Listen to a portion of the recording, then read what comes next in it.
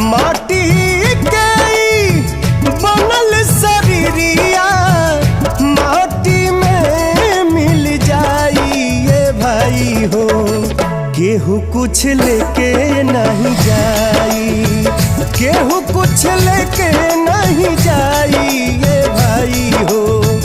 केहू कुछ लेके नहीं जाई।